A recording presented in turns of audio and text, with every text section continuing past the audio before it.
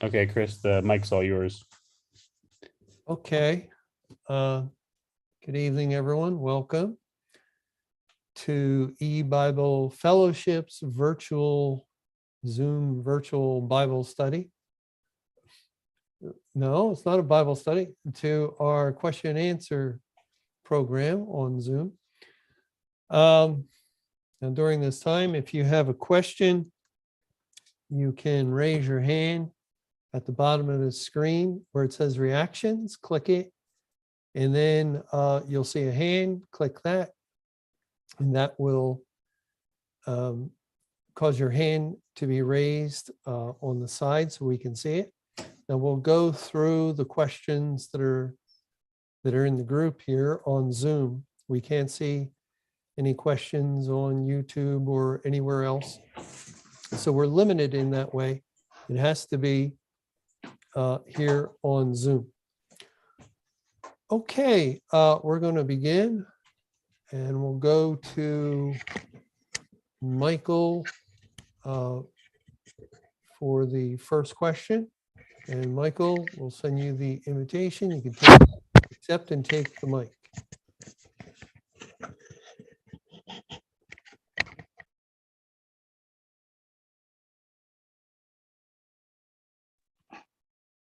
Hello?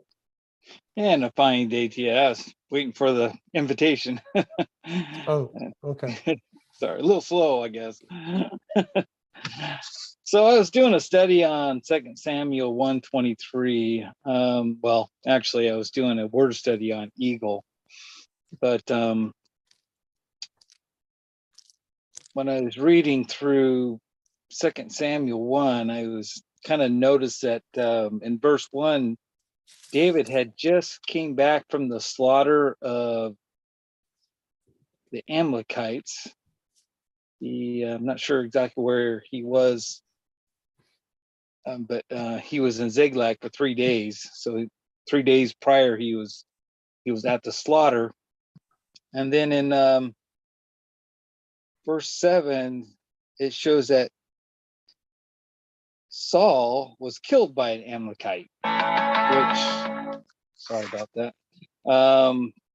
which kind of interesting because it seems by the chapter that this Amalekite was like a servant or some kind of I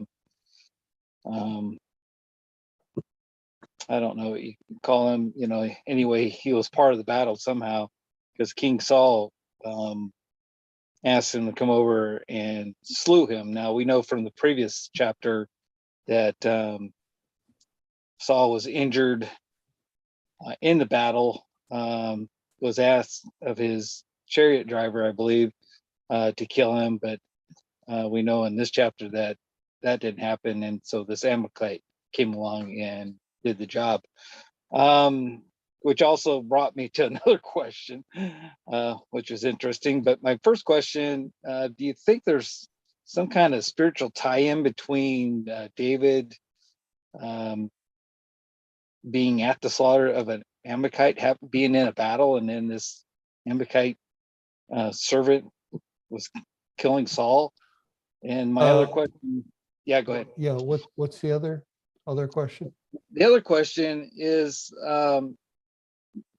a lot of times I think that King Saul is a picture of Satan.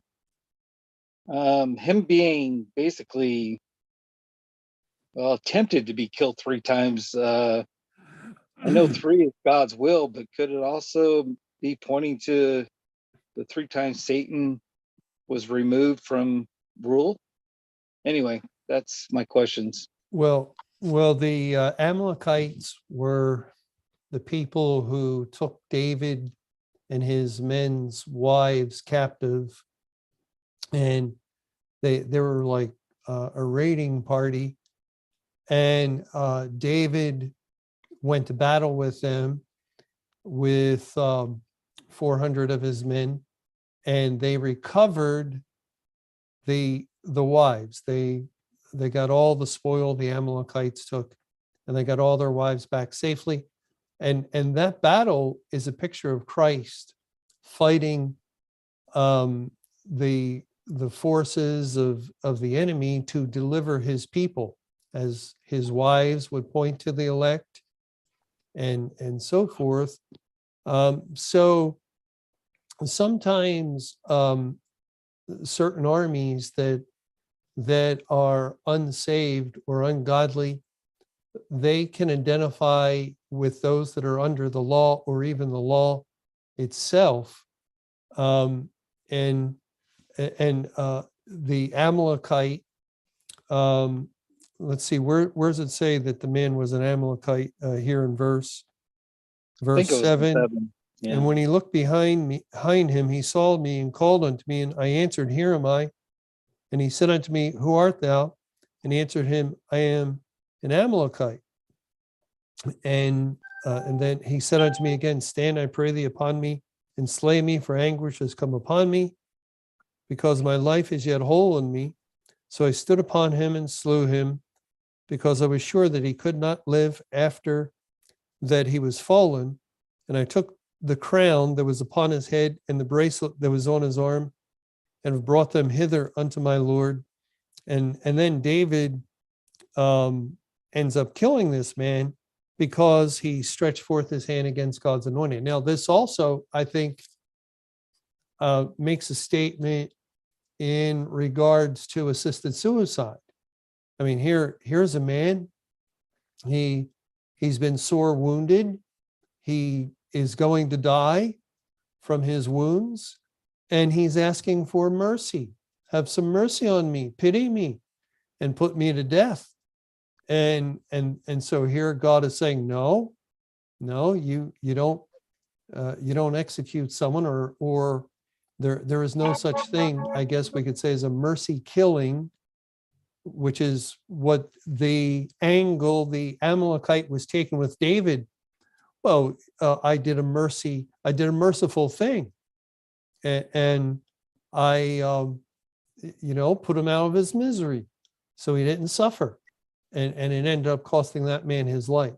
So the world always has its wisdom, and it tries to so lovingly tell us that it's a good thing to, if someone's suffering, to allow a doctor to give them some kind of poison or something so they'll die. No, that's called murder, and we shouldn't do that. Now, as far as the Amalekite, what he spiritually represents, he would identify with those who are in the camp of Satan, the forces of Satan, because King Saul represented the corporate church. And it was Satan and his emissaries that destroyed the corporate church. And so, yeah, the Amalekite people, God has nothing good to say about them that I can think of. And they would identify with the unsaved who are under the power of Satan. And that's more than likely what's in view here.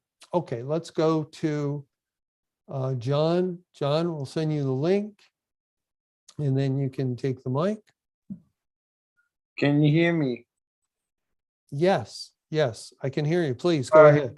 I have a special question. I know you don't like me call about Satan, but what it is there like he we talk about predestination, everything that he himself is predestinated, like premeditated his crimes against us, and there's like, is it predestinated, like, and that he, like he's responsible for major tragedies in this world and everything, Adolf Hitler or John F. Kennedy and stuff like that, is his doing.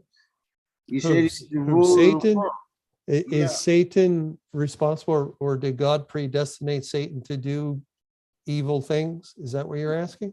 Yeah, I'm asking where, because we had major tragedies in the world. Lately, we've had a lot of them. And it's just that if he, what I'm saying is that from the beginning of time, that he was premeditated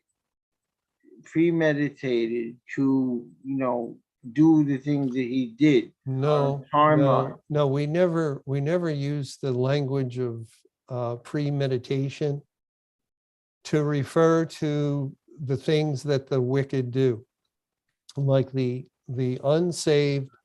Sometimes you'll hear people try to make that kind of reference, and they'll say, well, you know, the unsaved is premeditated to death or premeditated for this or for that. God doesn't use that language. He doesn't use that language in the Bible. It's simply all men have sinned, all come under the wrath of God, and because of their sin, all will die, but God intervenes on behalf of a few to save, that his salvation program, his election program. That's where predestination comes in, election comes in.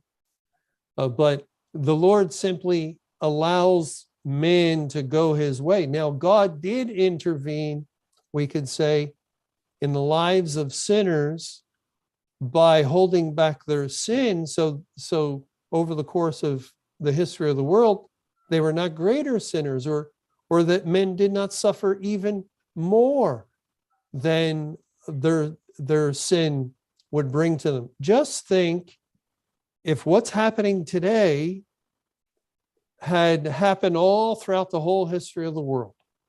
If the constant evil in every way imaginable that's happening in the world has always been there throughout the whole history of the world. Can you imagine? I mean, just think how wearisome, how tiring it is for us to go through these days at the time of the end.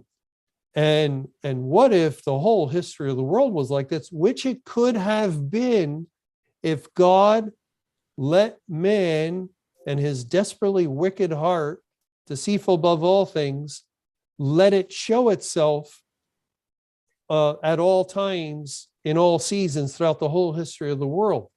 It would be not, talk about Hitler. Hitler, you wouldn't even notice, because there'd be so many Hitlers and so many tragedies and catastrophes and calamities and disasters that man had devised and was involved with. So many that you wouldn't be able to keep track of it. But God restrains sin. That's where God comes in the lives of people, and he held it back for the most part in a great many ways. And yes, here and there would be in time past some particularly wicked individual. And I think God just allowed that to show, well, you see, this is what man in his unregenerate state is really like. But again, there were whole villages of people.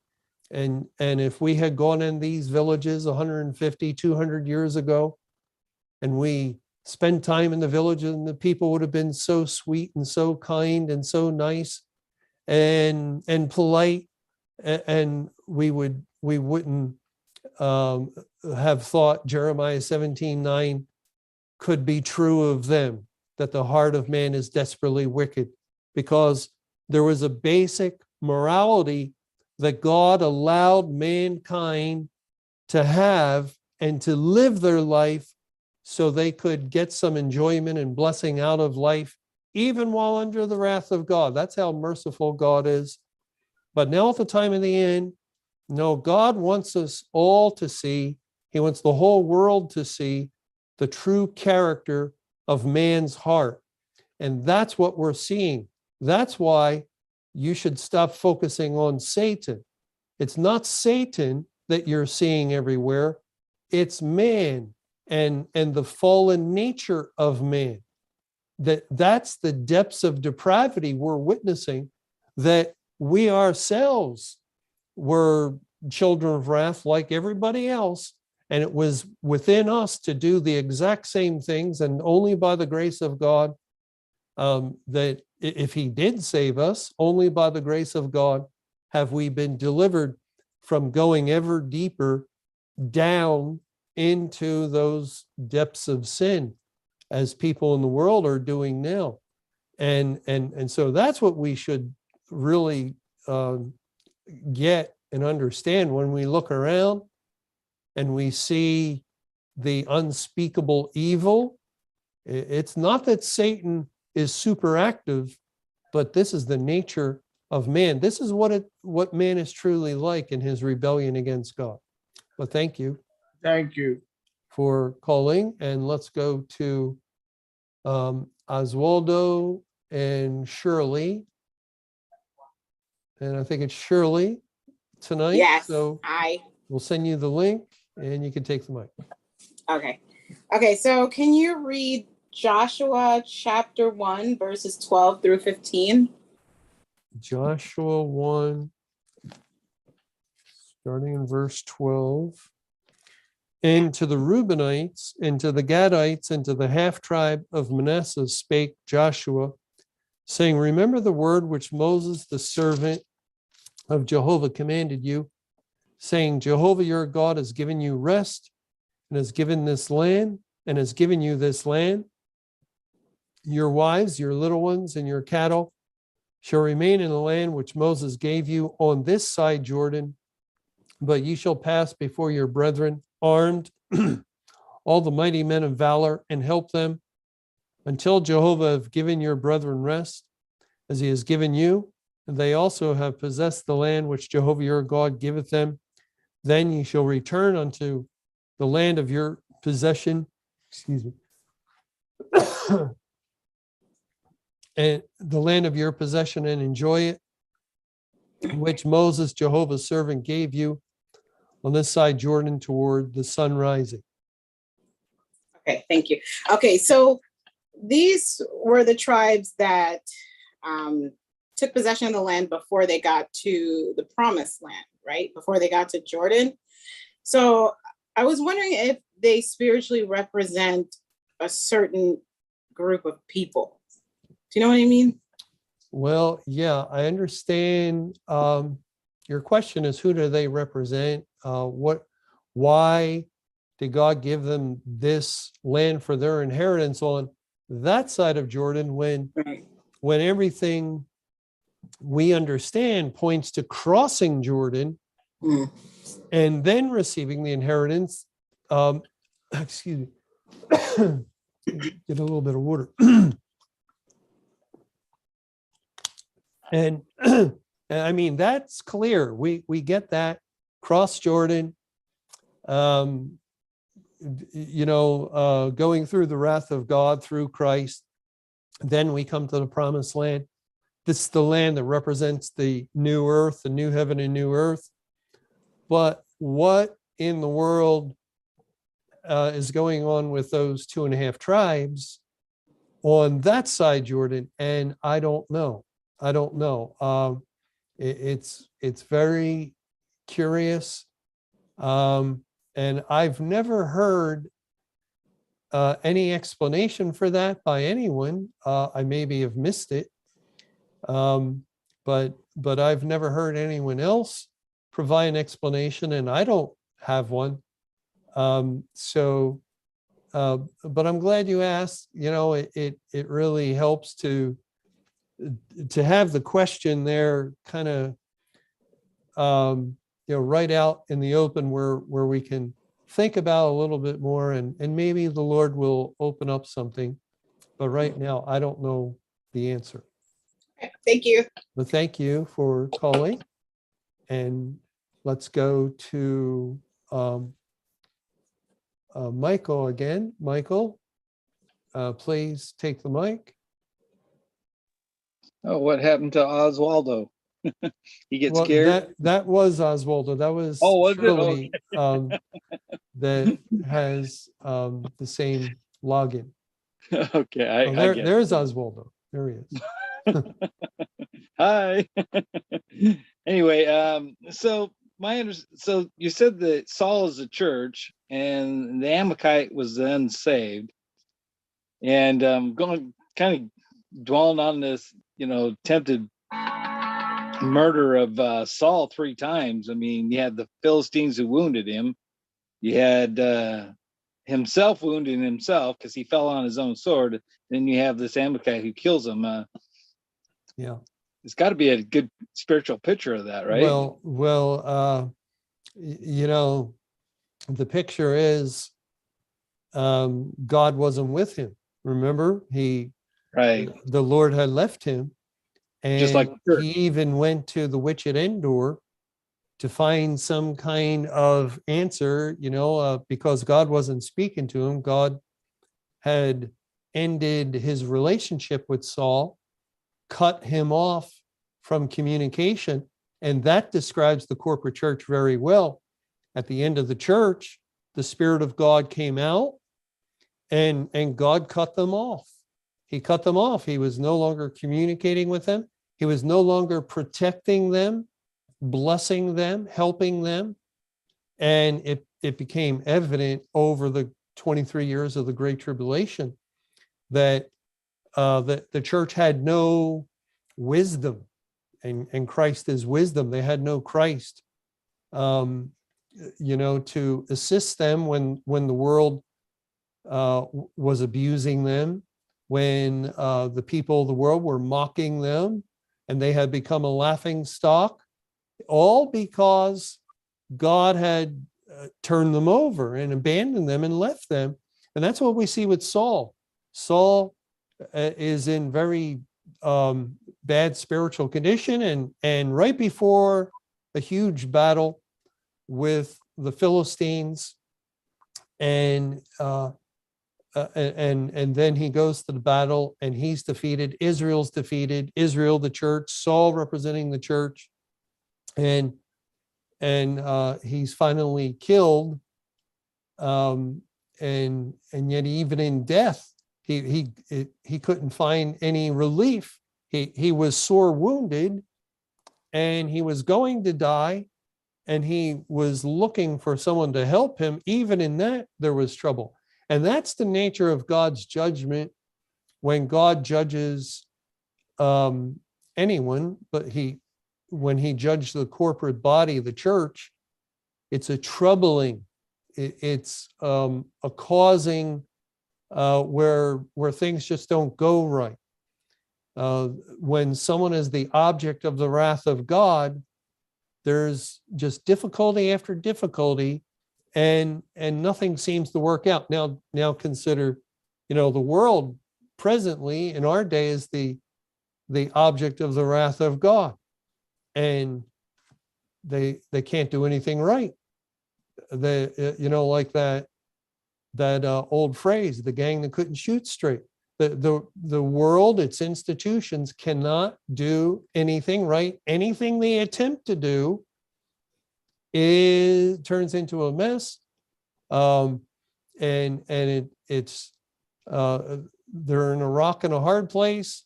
Go this way, they're in trouble. Go that way, they're in trouble, because God is troubling the inhabitants of the earth. This is the time of torment. So we can say of vexation.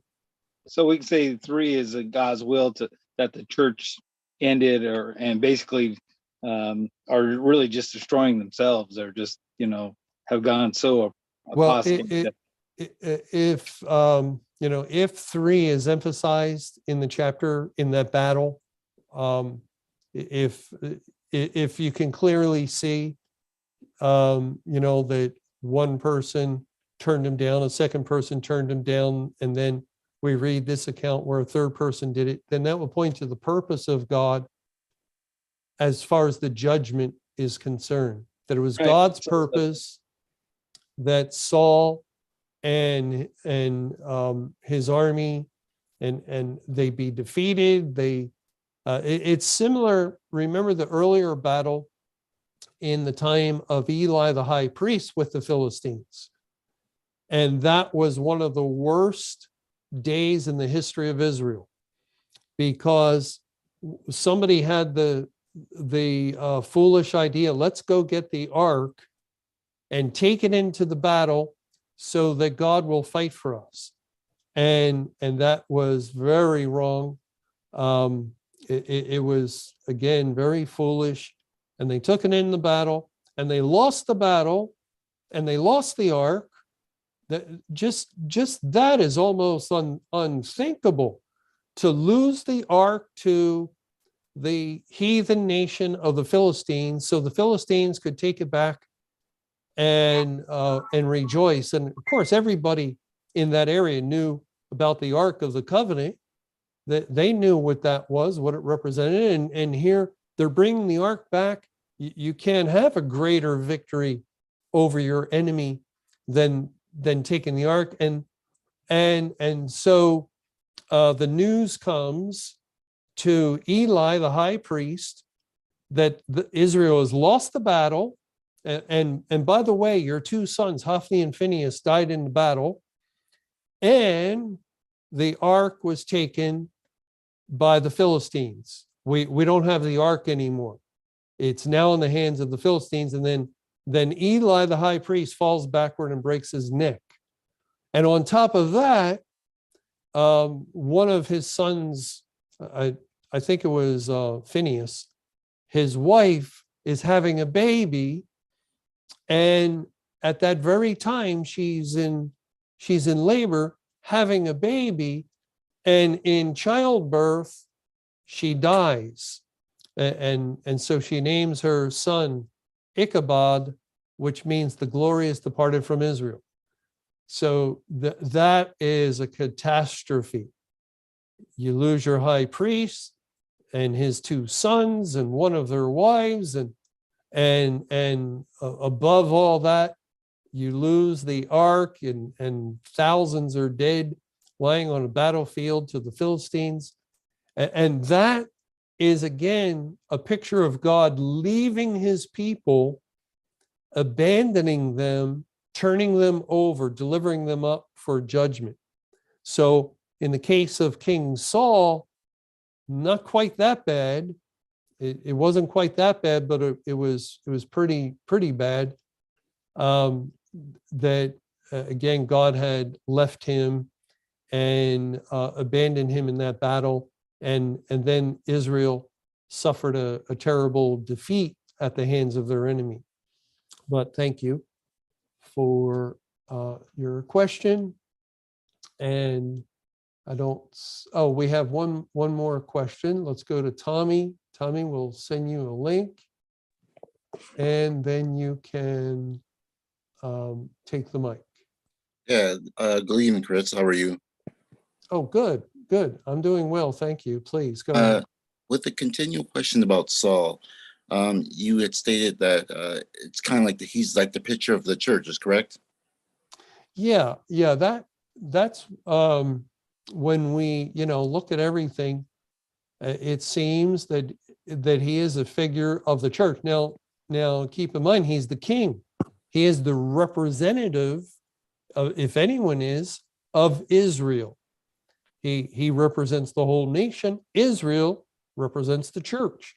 So Saul, who early on did some good things and appeared even to be humble, just like the church in its beginnings, did some good things, but at its end, the church went apostate. It fell away, and at Saul's end, and that end, by the way, would be 40 years. So mentioned earlier when we were doing the book, the panel discussion on chapter 5 of the book 1994, Mr. Camping's book, he mentioned from the coming out of Israel in 1447 to the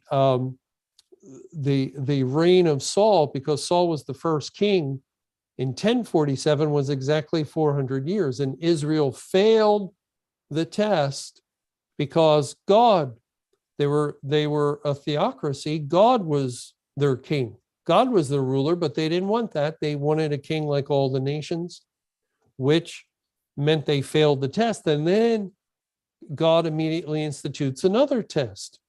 Saul reigns 40 years. So the 400-year testing program, and now another testing program, and Israel fails again. King Saul fails. He's not a faithful king.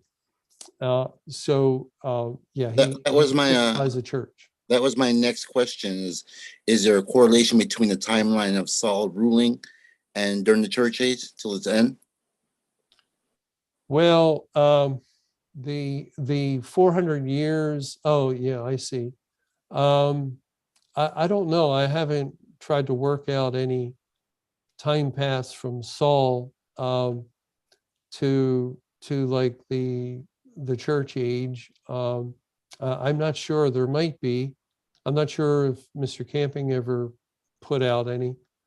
But yeah, that would be interesting because we know the two main dates or three dates for the church. One would be 33 AD for the beginning of the church, and then 1988, the end of the church on one hand, and 1994, the official end of the church.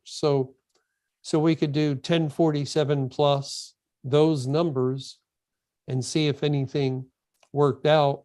But I think 1047 plus 33 would be 1080, and you might be able to get some multiples of 40 from that. But I'm not sure. One more question. How long was Saul ruling? How long was he ruling before his end? Well, Saul ruled 40 years.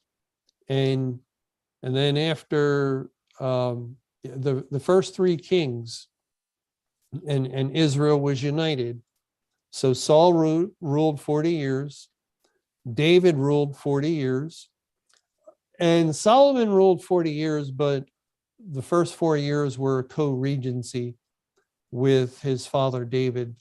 So even though the first three kings ruled 40 years, the total length of time was only 116 years. But we can really see, the number 40 so often appears, like with Moses. He's 40 years old when he thinks God will use him to deliver. No, wrong. He has to leave Egypt, and then he's out feeding sheep for 40 years. And then he comes back to deliver them, and then the next 40 years. I mean, you would think it was it's just too precise. It's incredibly precise to have an individual that God speaks so much of, and these major things happen exactly when he's 40, when he's 80, when he's 120. He finally dies, and yet then we just see 40 pop up numerous times. And with Saul, it would point to the testing of the church, and they fail. And so at the end of 40 years, just like they failed in making the king after 400 years, now at the end of another 40 years, they fail, and the king is unfaithful. I'm not sure how that, as far as a time path or a timeline, how that can fit in with the church, except with no, never mind. Right, thank you, I'm not sure. Chris. I'm sorry. Thank you so much. Oh, okay. Well, thank you for that question. And let's go to Bob Grandy. Two's the limit. Two questions is our limit tonight. So we'll go to Bob. Bob, you can take the mic.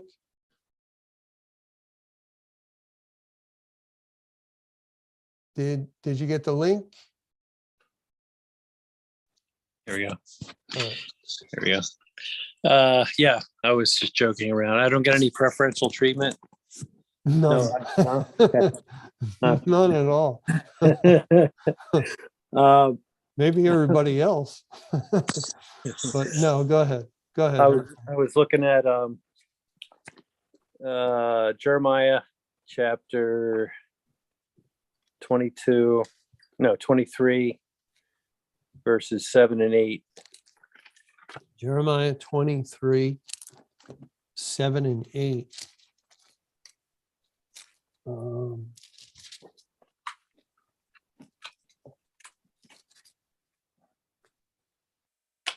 Therefore, behold, the days come, saith Jehovah, that they shall no more say, Jehovah liveth, which brought up the children of Israel out of the land of Egypt, but Jehovah liveth, which brought up and which led the seed of the house of Israel out of the north country, and from all countries whither I had driven them, and they shall dwell in their own land.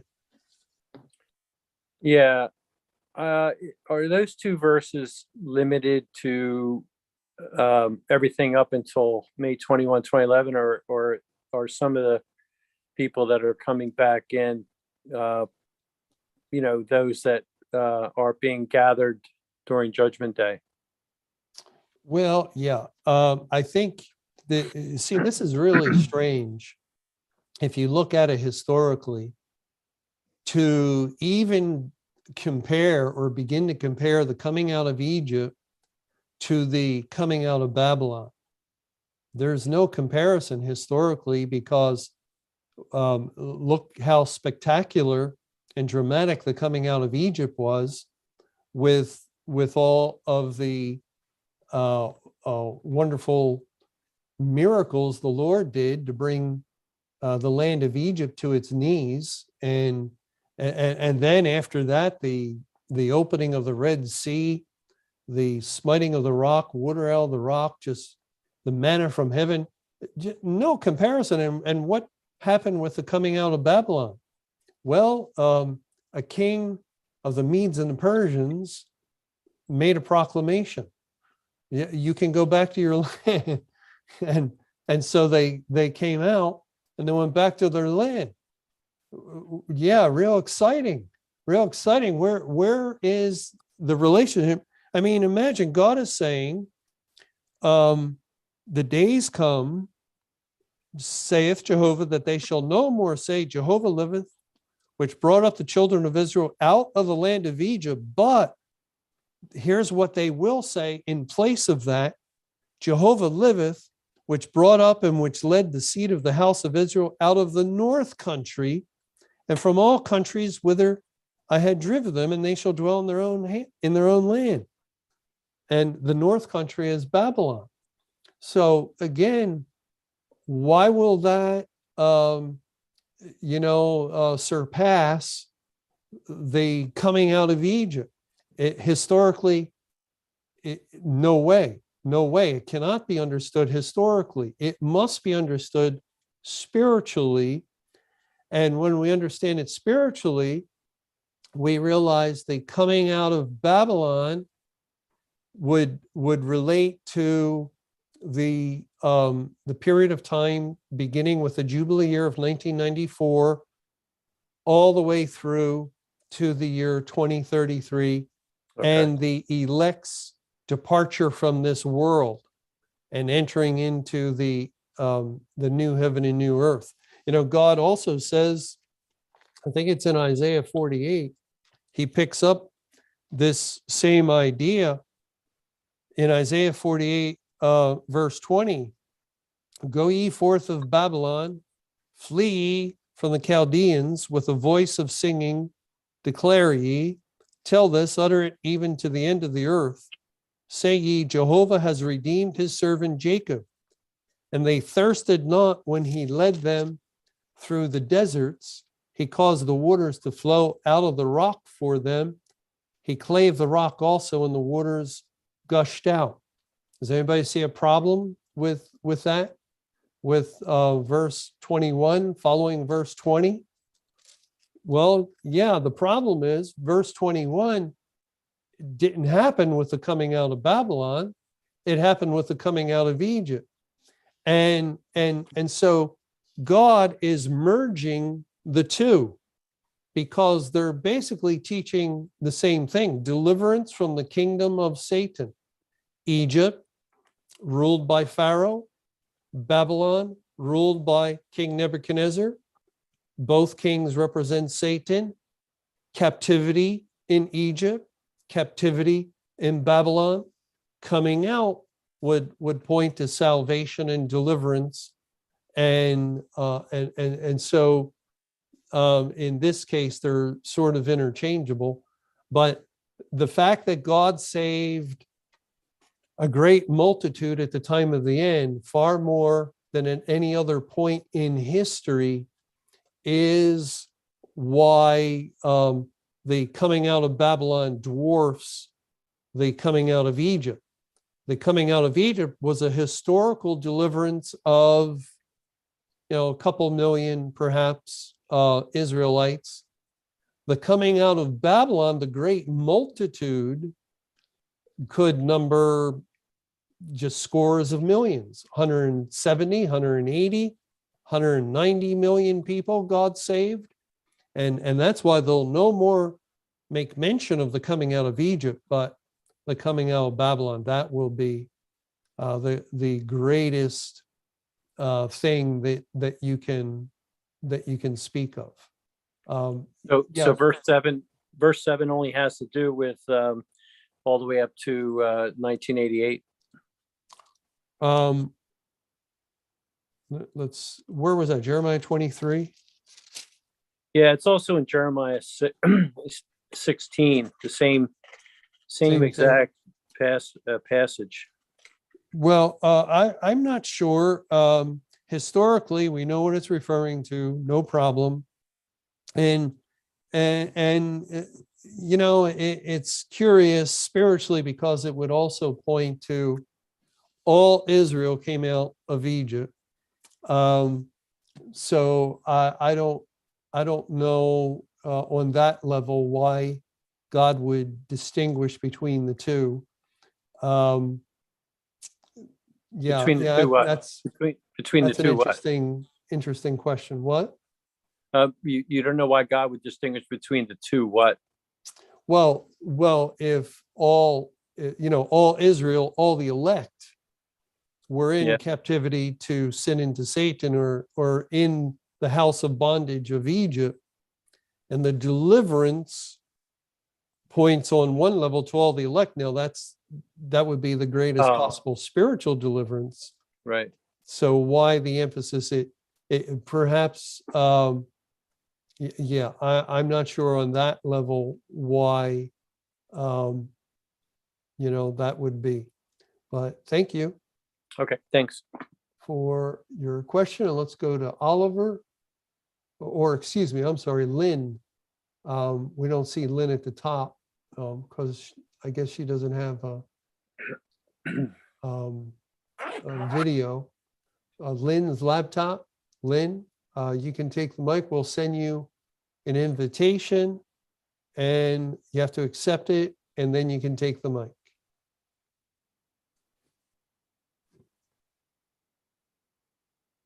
You already sent the invitation, didn't you? Oh, yeah. There you go. There you go. Please go ahead. Yeah, hi, good evening. My question comes from 1 Samuel 26, 9-11. 1 Samuel 26. Okay. And verse 9. It says, and David said to Abishai, destroy him not, for who can stretch forth his hand against Jehovah's anointed and be guiltless? David said furthermore, as Jehovah liveth, Jehovah shall smite him, or his day shall come to die, or he shall descend into battle and perish. Jehovah forbid that I should stretch forth mine hand against Jehovah's anointed. But I pray thee, take thou now the spear that is at his bolster and the cruse of water, and let us go. In verse 10, it would seem that David knew beforehand that Saul would go to battle and perish.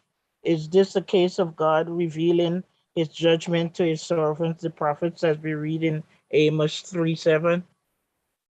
Well, I don't think so, because notice how it's put. Dave, and this is the instance where they could have killed Saul because they were Saul and his men were sleeping, and David was able to make his way in. And I think, I'm not sure, I think it happened a couple of times. I'm not sure if this is when David takes a piece of his clothing, but he could have killed Saul. And so he says to Abishai, destroy him not, for who can stretch forth his hand against Jehovah's anointed? And so David was not hypocritical when that, as far as that Amalekite was concerned, that this is something he himself observed. No, he would not dare to do that when it was just something that was against the law of God. And then in verse 10, David said, furthermore, as Jehovah liveth, Jehovah shall smite him, or his day shall come to die. So that means Jehovah can take him out in a variety of ways. And then he goes on to say, or he shall descend into battle and perish. So he's just giving possibilities, just thinking God's in control. God will, he'll fight for David, basically. God will take care of this. I don't have to take it upon myself. I don't have to, try to protect myself by slaying the king, by killing the Lord's anointed. I'll just leave that with God himself. And very wise move. And God did take care of it. And the Lord did smite him or let him die in battle. But thank you. Incidentally, 1080 is 40 times 27. I'm sorry, what was that? 1080 is 40 times 27. Oh, okay. And 27 is 3 It's times 3 3 times 3 times times 3. Right. So yeah, that would be significant, because that's a strong emphasis on God's purpose, tripling the number 3 with the number 40, and that would be 1047 BC when Saul began to reign until 33 AD, when Christ went to the cross. Yeah. Would be 3 times 3 times 3 times 40. Yeah, that's very significant. I suppose there would also be a time path to 2033. Right. It may be more multiples, but yeah, that's something. I'm not asking you to do the work. I'll check that out.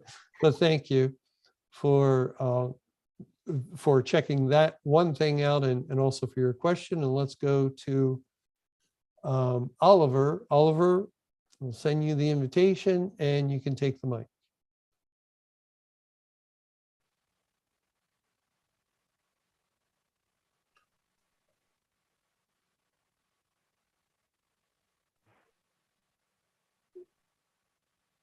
Chris, can you read Hosea 11, 1 and 2? Hosea 11, first couple of verses. And Daniel, Hosea, verse 1, when Israel was a child, then I loved him and called my son out of Egypt. As they called them, so they went from them. They sacrificed unto Baalim and burned incense to graven images. In verse 1, it says, speaking of God in the singular, but then it transitions in verse 2, and then it says, as they call them. Is this speaking of the triune Godhead? When Israel was a child, as they called them, so they went from them. They sacrificed unto Baalim and burned incense to graven images. I don't know. I'm not sure. I haven't really looked at this. Yeah, so I'm sorry. I'm sorry, I can't help with that. All right, thanks. But thank you. And let's go to Tip. Tip will send you the link and then you can take the mic. Chris, how are you? I'm doing well, thanks. Please go ahead. Good. All right. Could you read? When I got on late, and I heard you talking about a flood coming out of the north or something. So I was going to ask another question, but I might as well ask this. Could you read Leviticus chapter 2, verse 12 and 13? I'm focusing on 12, but you can read 13 if you don't mind. Here, Leviticus 2, 12 and 13.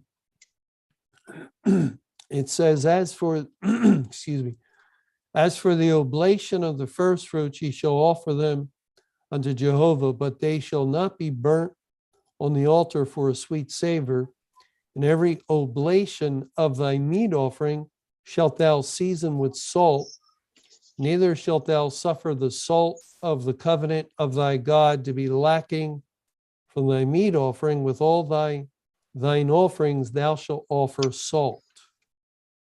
And so the word burnt there is Allah. It's The word, I'm sorry, which word? burnt. Burnt. When they said, Oh, okay. do Okay. not burn for the sweet savor. So they're talking about the first fruits. And in the verse before that, they said, don't burn any honey or leaven. So I'm not sure, but if you could go now to Jeremiah 47:2. Jeremiah 47, verse 2. 47, verse 2.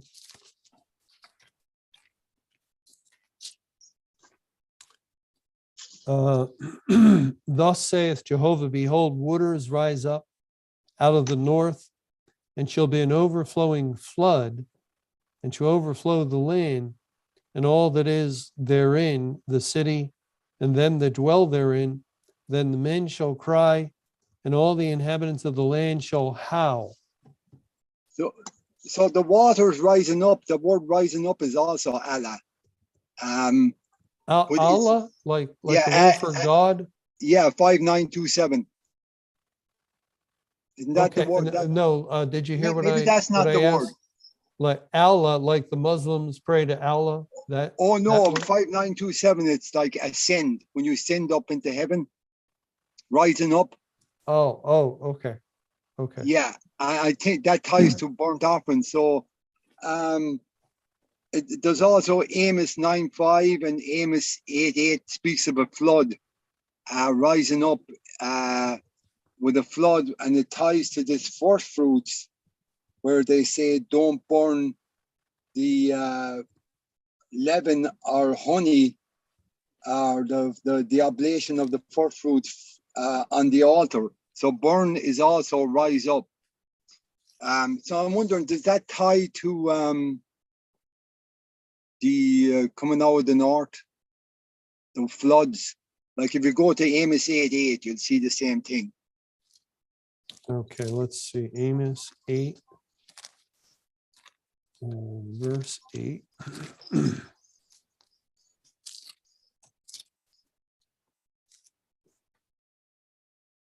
Shall not the land tremble for this, and everyone mourn that dwelleth therein, and shall rise up wholly as a flood, and shall be cast out and drowned as by the flood of Egypt.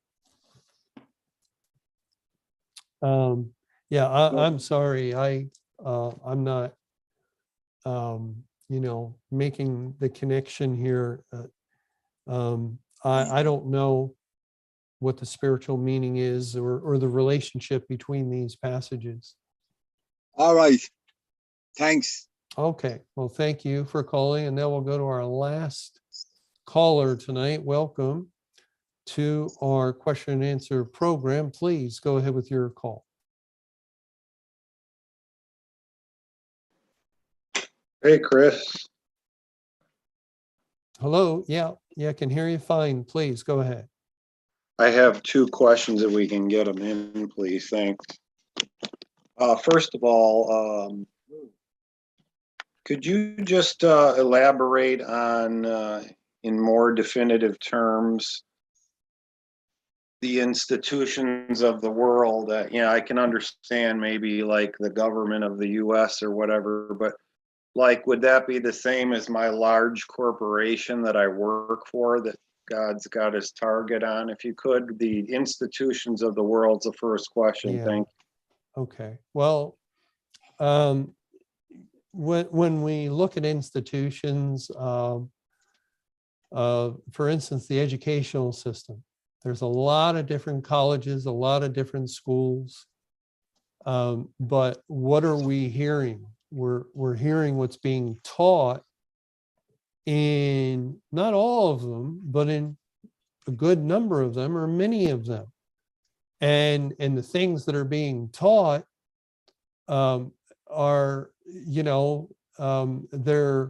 they're an embarrassment oftentimes, because they're teaching things that are not true, not correct, or it has a certain bias, and a lot of these things are being exposed that cause the overall institution of higher learning, the colleges, and now we see, with things happening with school boards, the lower schools as well, could even be a grade school, middle school, high school, that teachers have an agenda, and all these things are coming to light. The school board itself has an agenda.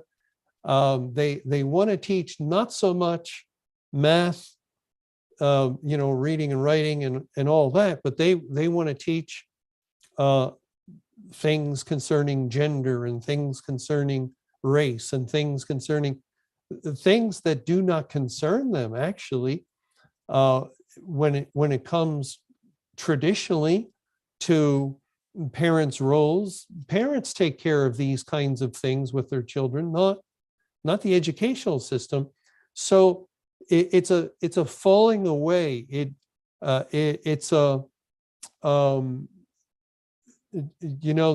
gone in a direction they should not have gone in, and it's being exposed. And there's just a lot of distrust now in that institution, with parents, with lots of parents who in time past, I remember when I went to school, in days I went, but I used to go to public school, and my parents never checked. They didn't check to find out what I was learning. There was a trust in the school system. There was a trust in the educators, in the teachers, and in the overall institution. Well, but now that trust is gone. See, it's a trust issue with the news media, a trust issue with entertainment.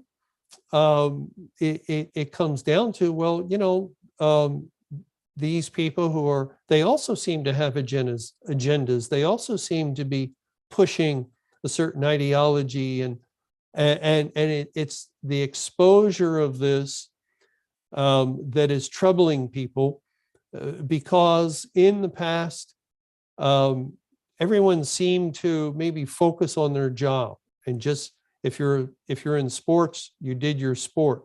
If you're an actor, you did your acting. You didn't get involved in all these other things. And now in every area, people are getting involved in all sorts of things that is causing the public to to even get to the point of not wanting to listen to their idol. They don't want to watch their sports idol anymore. They don't want to listen to the music of their music idol, or watch the film of the actor that they love, because God is arranging the circumstances. He's getting individuals that are involved in these institutions into practically impossible situations to sort of get yourself out of, without revealing yourself. And that's one of the characters of Judgment Day. Every idle word men have spoken, the same they will give account thereof in the day of judgment.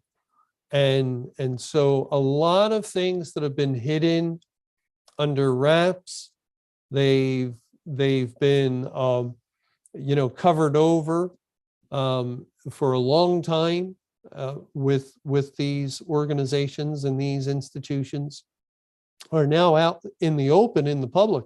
Probably has a lot to do with the modern technology, phones and cameras everywhere, and so it's very difficult for anyone to keep things things quiet like they used to keep them quiet. And God is the one using all these things to cause division in the various institutions in the world itself. The other question, thank you, Chris. And that just reminds me to let all of God's people know, keep your spotted from the world. The second question is, according to Isaiah 45:7, we know the pandemic was from God as part of judgment. And as it seems to be getting a little better, although the virus isn't gone, of course, and there's other variants of it, is I suspect, if you could confirm, I would imagine that, let's say this pandemic totally quiets down altogether, something else is going to happen major between now and 2033, most likely, correct? Yeah, that's the idea. I mean, this was big. It began in 2020, or actually it began, I think, the end of 2019, but started developing in 2020. So basically 2020, 2021, and a big part, well, into 2022. So over 2 full years, God has used the virus to impact the world and to shut down the world in many ways, to impact economies and all life in the world. It was turned upside down. And one consistent thing, because Judgment Day has been here since the year 2011, and when we look back, what we see is there is this divisiveness, and I don't want to mention political figures, but one party's in power and the other party is like it's the worst thing ever, far more terrible than anything in history, and then the other party gets in power, same thing. So there's that aspect of things, but things have been going on for some time. Brexit in England, the Yellow Jacket uprising in France, just in various nations of the world, there's been discord and trouble with the masses that has just risen with the virus sort of sent it into hyperdrive, and now that the virus is diminishing, again, we don't know what God's plan is, but anything could come next. No idea what it will be, except it will be troubling it could be troubling to maybe several nations, or it could be troubling to the whole world.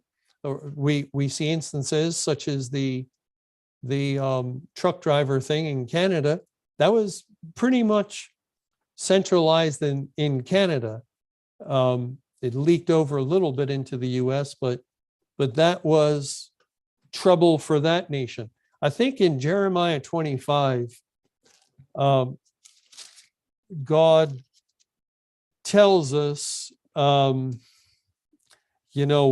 has been happening, and It says in Jeremiah 25, and this is describing Judgment Day. In verse 31, a noise shall come even to the ends of the earth, for Jehovah hath a controversy with the nations. He will plead with all flesh. He will give them that are wicked to the sword, saith Jehovah. Thus saith Jehovah of hosts, behold, evil shall go forth from nation to nation, and a great whirlwind shall be raised up from the coasts of the earth. The rolling earthquake that Mr. Camping used to make mention of. That's the idea, but it's spiritual, just evil. The Lord's Prayer, deliver us from evil, because Judgment Day is the evil day. The evil going from nation to nation. And just off the top of our heads, probably we can think, well, Canada's had its problems, America's had its problems, France, Germany, England has had their problems, Ukraine, Russia certainly have had their problems. And these are the things, right, that are recent on the top of our minds. If we looked back, we would see that kind of pattern. Sometimes it affects all nations, like the virus, and so in that way, everyone's already been touched. But it could be that it's just this nation or that nation. Now, America, it stands out because it's a central hub of Babylon. It's a central hub for the world as far as entertainment, music, news media. The world looks to America and picks up a lot of things. So the troubling of the United States, or the country of America, will really feel like the whole world's being troubled in many ways. But God's not done. We're only about halfway through this, so I'm sure there's going to be things that we'll be kind of stunned by, just like we were stunned by the impact of the things that happen as a result of that virus, or of God using that virus to bring about these results. But thank you for your question, and I would like to thank everyone for joining us tonight.